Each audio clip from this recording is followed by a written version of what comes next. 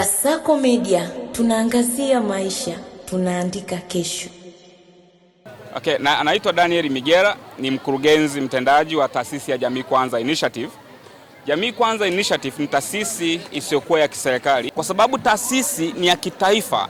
Mwaka huu tumetambulisha mradi wa kujengea kamati za mtakuwa uwezo kwa mkoa wa Dar es Salaam, wilaya ya Ilala, ambapo tumechukua kata 3.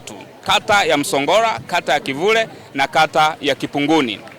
Kwa hizi kata tumeanza huu mradi ambao utadumu kwa muda wa miaka 3, tukiamini kwamba kamati hizi zinashiriki pia katika ulinzi wa mtoto, zinashiriki pia katika ulinzi na kutoa elimu au kupinga ukatili wa kijinsia. Kwa zikiimarika, maana yake tutakuwa na watu mahiri, tutakuwa na jamii mahiri na taifa ambalo ni thabiti pia.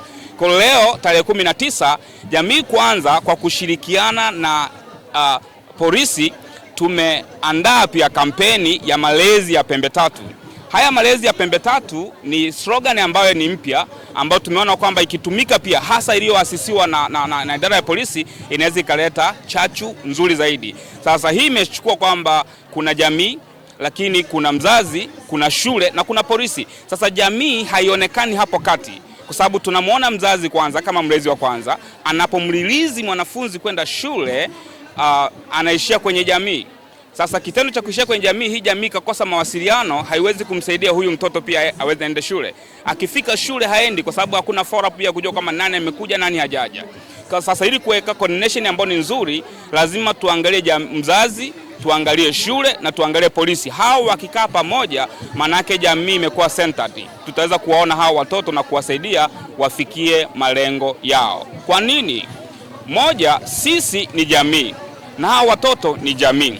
Sasa jamii ni lugha ambayo ni pana, lakini imegawanyika kwenye hizo idara.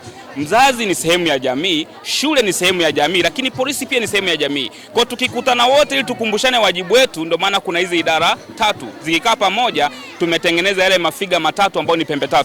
Inaweza kumsaidia mtoto kuingia. Kwa ukikaa kwenye triangle, ukipita kokote watakuona huku na huku utaonekana, unaweza kutimiza lengo na wajibu kila ambacho unapaswa kutimiza. Kwa tumetekeleza kama taasisi, na naamini kwamba tukishikamana kwa pamoja tunaweza kumsaidia mtoto kufanya au kuleta mabadiliko ambayo ni makubwa ya kielimu, kiafya na makuzi pia.